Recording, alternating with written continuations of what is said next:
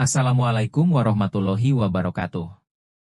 Segala puji dan syukur bagi Allah Subhanahu wa Ta'ala semata, yang Maha Hayyu lagi Maha Qayyum, yang tidak pernah terkena kantuk apalagi tidur. Sungguh, tidaklah berat baginya mengurusi alam semesta beserta isinya. Padanya segala makhluk bergantung. Sholawat dan salam sebanyak hitungan nafas dari segala makhluk yang telah dan belum diciptakan. Semoga selalu tercurah kepada Nabi Muhammad Shallallahu Alaihi Wasallam beserta keluarganya, sahabatnya dan pengikutnya. Dengan wasilah beliau semoga Allah selalu memberikan kita kemakmuran, kemuliaan, kesejahteraan, kebahagiaan dunia dan akhirat. Hai viewers, subscribers, komentator dan share band Madian Channel. Ayo kita lanjutkan video bahasan kita. Siapa yang ingin melihat seorang ahli surga? Silahkan melihat kepada Abdullah bin Salam. Husain bin Salam adalah seorang kepala pendeta Yahudi terkemuka di Yatsrib. Penduduk Madinah meski menganut agama yang berbeda, namun mereka memuliakan dan menghormati Husain. Sebab ia dikenal sebagai orang yang bertakwa dan syolih yang senantiasa bersikap istiqomah dan jujur. Husain menjalani hidupnya dengan begitu tenang dan damai, akan tetapi kehidupan yang ia jalani amat berarti dan bermanfaat.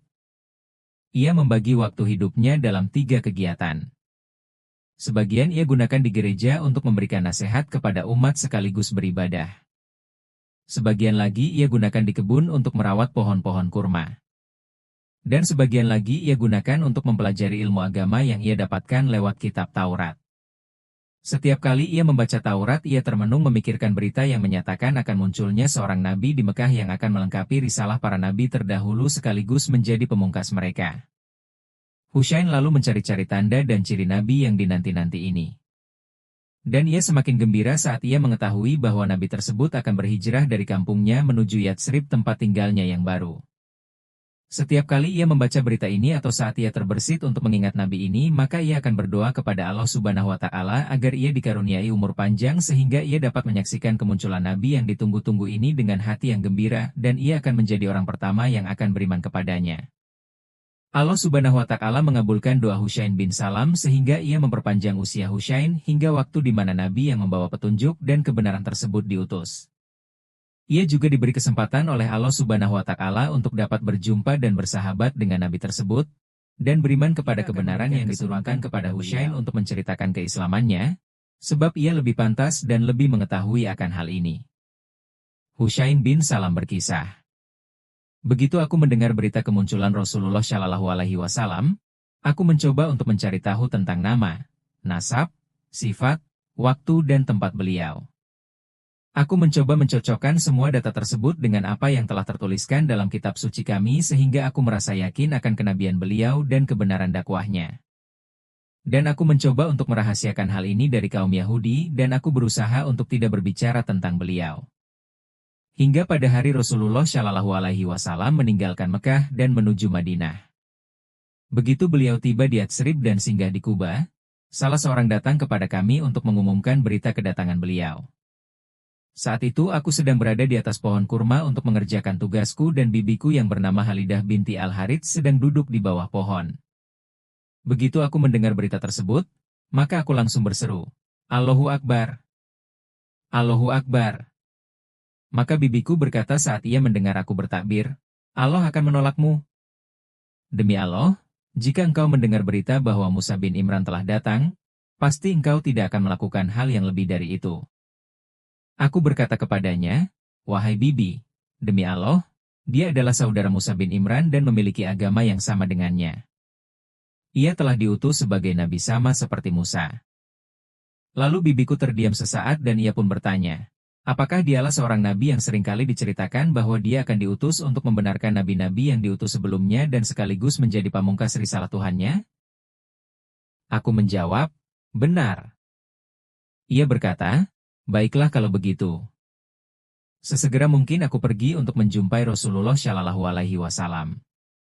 Aku dapati manusia sedang berdesakan di depan pintu rumah tempat beliau singgah. Aku lalu menyelinap di antara kerumunan orang sehingga aku begitu dekat untuk menjumpai Rasulullah Shallallahu Alaihi Wasallam.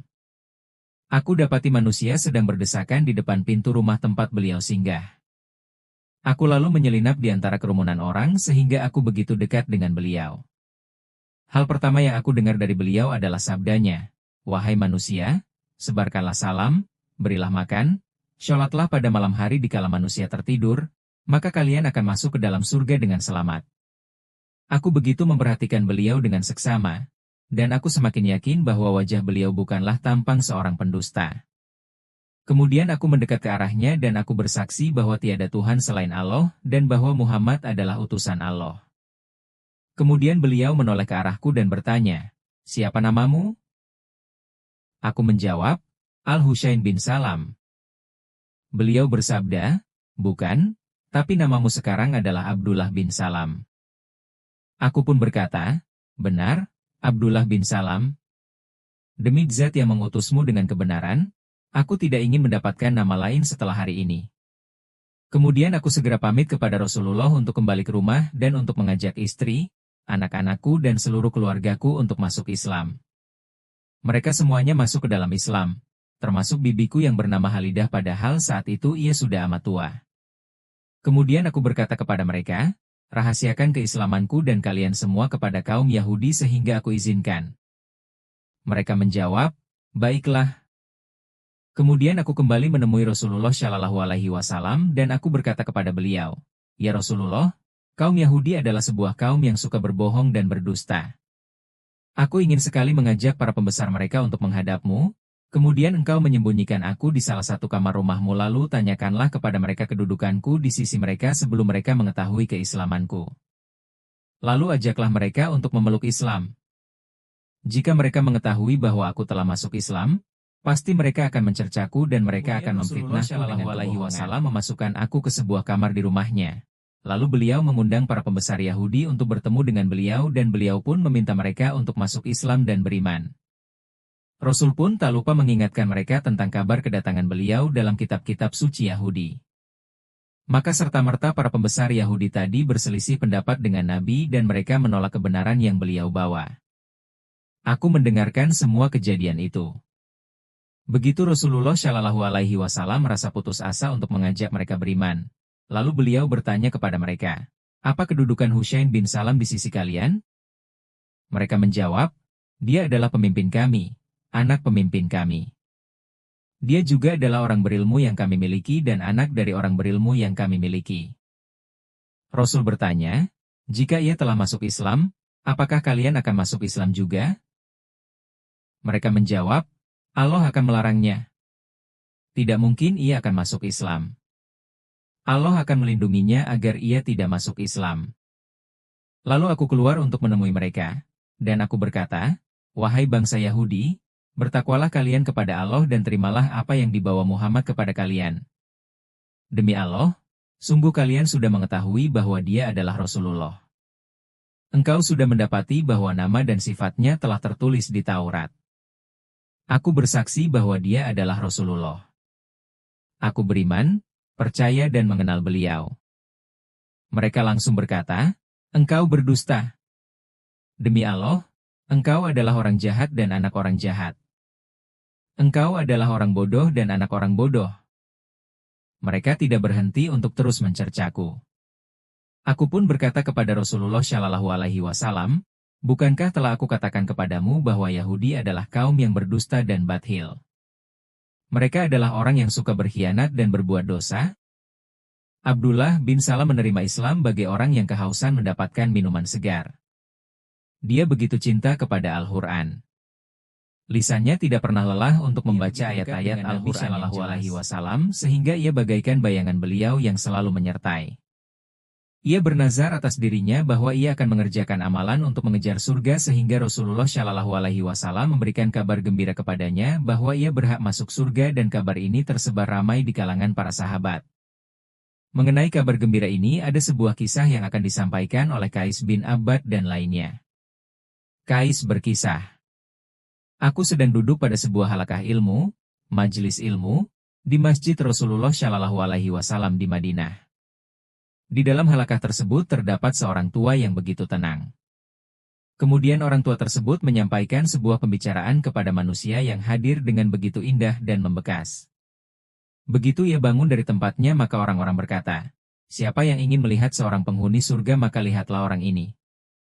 Aku pun bertanya, Siapakah dia? Mereka menjawab, dialah Abdullah bin Salam. Aku berkata dalam hati, demi Allah, aku akan mengikutinya. Aku pun mulai mengikutinya. Kemudian ia pergi sehingga hampir keluar dari kota Madinah. Kemudian ia masuk ke dalam rumahnya, kemudian aku pun meminta izin untuk masuk. Lalu ia mengizinkan aku. Ia bertanya, apa yang kau butuhkan, wahai keponakanku? Aku berkata kepadanya, aku mendengar orang-orang berbicara tentangmu saat kau keluar dari masjid. Siapa yang ingin melihat seorang ahli surga? Maka lihatlah orang ini. Maka aku pun mengikutimu untuk mengetahui kebenaran berita ini, dan agar aku mengetahui bagaimana orang-orang bisa tahu bahwa engkau adalah ahli surga. Ia berkata, Allah lebih mengetahui tentang ahli surga, wahai Ananda. Aku berkata, benar, akan tetapi pasti ada sebab yang membuat mereka berkata demikian. Ia berkata, aku akan menceritakan kepadamu mengenai penyebabnya. Aku berkata, ceritakanlah. Semoga Allah akan membalas kebaikanmu. Saat aku sedang tertidur di suatu malam pada masa Rasulullah Shallallahu Alaihi Wasallam, maka datanglah seseorang kepadaku dan berkata, bangunlah, aku pun langsung bangun. Ia kemudian menarik tanganku. Kemudian aku berada di jalan di sebelah kiri dan aku hendak menyusurinya. Kemudian ia berkata kepadaku, tidak usah kau jalan di sebelah situ, sebab itu bukan untukmu. Kemudian aku tersadar bahwa aku sudah berada di sebelah kanan jalan yang begitu terang. Kemudian pria tadi berkata, susurilah jalan ini. Maka aku pun menyusurinya sehingga aku tiba di sebuah taman yang rindang dan amat luas. Taman tersebut begitu hijau dan sejuk dipandang. Di tengah taman tersebut terdapat tiang yang terbuat dari besi. Akarnya berada di bumi dan ujungnya berada di langit. Di bagian atas tiang tersebut ada sebuah ikatan yang terbuat dari emas. Kemudian pria tadi berkata, naiklah dan ambillah emas tersebut. Aku menjawab, aku tidak bisa melakukannya.